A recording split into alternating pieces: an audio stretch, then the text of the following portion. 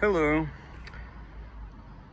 This will be a little introduction to something that will follow, and what will follow are some talks, I don't know how many, about my new book. A book about the history of electronics and the concept of electronics, which I think you will find possibly interesting. And the book is called Brave New E-World, but I will talk about the book a little later. I was advised to first introduce myself, say a few words about myself, and then the talks about the book will follow. And also I may say a few words about how I decided to write this book and why. So, my name is Michael Gurvich. I'm a physicist. A few days ago, I retired from the State University of New York at Stony Brook, where I worked for 33 years in the physics department. Then it became physics and astronomy department. And so before that time, I worked for 10 years, from 1979 to 1989, at the research area of Bell Labs in Murray Hill, New Jersey. And that was a legendary place, as many people know. And I was lucky to work there during that good period when Bell Labs was still a very, very serious research organization. So Bell Labs, where I met lots of people working in solid state physics, and some of them worked in what is called electronics. My book probably came out because I knew so many people who actually created modern electronics, at least some of them.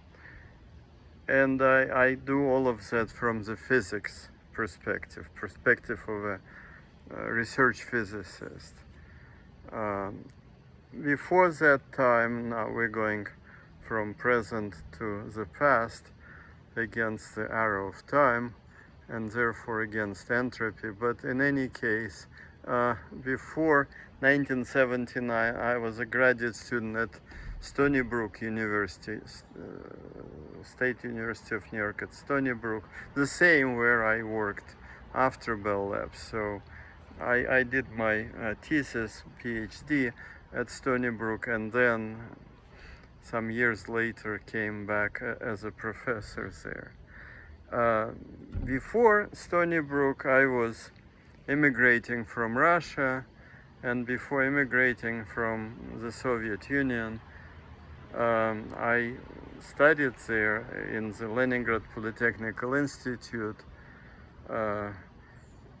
and before then I was in school. So that's pretty much going back in terms of my education and profession. Now, at Stony Brook, in the last 33 years, for a while I did some science, I would say not as intensely as it was at Bell Labs. Bell Labs was unique in that respect, but still I did some science.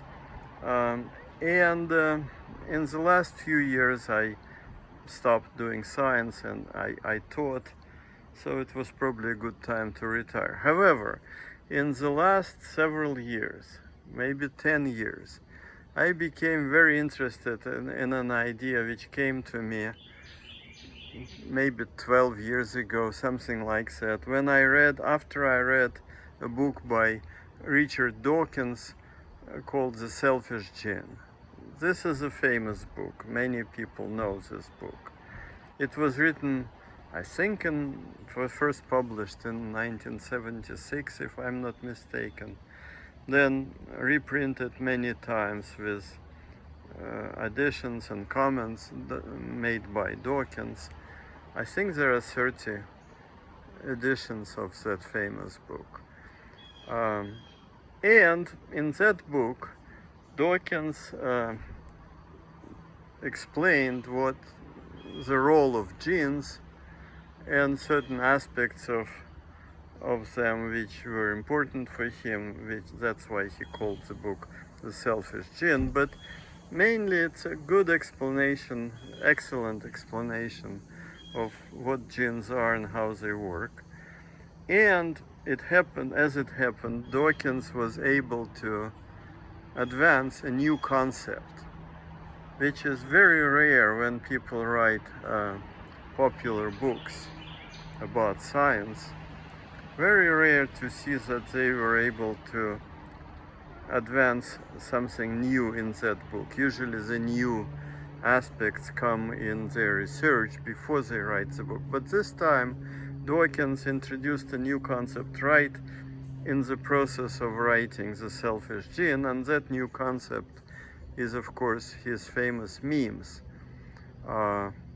Memes are memorable units which are transmitted, units of culture really, which are transmitted from one person to the other or from one book to the other. In any way humans know how to transmit information, but the aspect of memes which made them so interesting is that they are very resilient. They don't change too much. They change a little bit possibly, but the essence survives. And then Dawkins realized that this is similar to the main property of biological genes. So memes were his attempt at introducing genes into human culture, into the development and process of developing of human culture. And I thought that was brilliant, and many people thought that was brilliant. Memes became overnight extremely popular, and in the 80s and 90s there were hundreds and thousands of papers about genes and several books. Susan Blackmore, I think, wrote particularly strong supporting book about memes. Did I say genes just a few moments ago? No, I meant memes. Okay. In any case, there was an online journal about memes, I think, surviving for maybe a few years.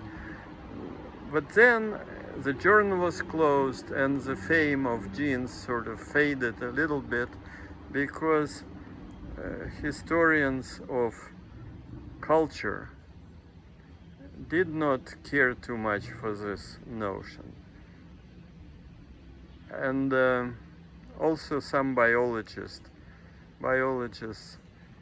also complain that they don't think it's useful to transport the idea of biological genes into the realm of human culture. And the good thing which Dawkins started sort of lost some of its luster, faded away in some sense, in some ways. But when I read this book, The Selfish Gene, I thought suddenly that in electronics, understood as a very wide area of applications of physics, we will talk about that later, but in a wide field of generally understood electronics, something very similar happens, and hopefully I thought I will be able to define things a little more precisely than in the general area of human culture, which is somewhat nebulous. But electronics is application of physics, and it's part of exact science, and hopefully I thought I will be able to prove things a little better. So for a long time, I read books about biology because I knew very little about Darwinian evolution and all of that, and genes. Of course, I had some general idea, like all of us do, but there are lots of good papers and books about these things. I found them fascinating, very interesting. Genes are probably the most remarkable objects in the universe, in a sense that on this earth anyway, they are older than most stones. Some of the genes that we know today, I think hundreds of them, existed in the first common ancestor of biological organisms, which is called LUCA. There is this creature, approximately 3, maybe 3.5 billion years ago, right? So the Earth was still young when life appeared, and then LUCA appeared, and LUCA and everything that we have around us, living things today, can be traced back to LUCA. And LUCA had, I think, 600, if I'm not mistaken, of the same genes that I have and you have, and trees have, and deer which walk in the forest below my house also have. Everything that's living uses the same genes. So they're quite remarkable, and they have not changed in 3 billion years. Now, they changed atoms which compose their molecules, obviously, but the structure did not change. It's a very unique and interesting situation. So I thought I can identify similar objects in electronics, which I called e-genes. And that started my work on this subject, which first, in a few years also, not immediately, resulted in a paper I published in a philosophical journal called Techne, Research in Philosophy and Technology. It's a journal of American Philosophical Society, I believe. And I worked very hard to publish this paper because philosophers are naturally very skeptical about outsiders like myself. And I think the main objection to my article at that time that I saw in the reviews, in the reviewers' comments, was that he's not a philosopher. He does not quote the right things. We all studied certain things, and apparently he didn't, and that's a big crime. So I had to read things they suggested, and sometimes, most often, they were not even relevant, but I had to play the game. And finally it was published, and I don't think it made a big splash.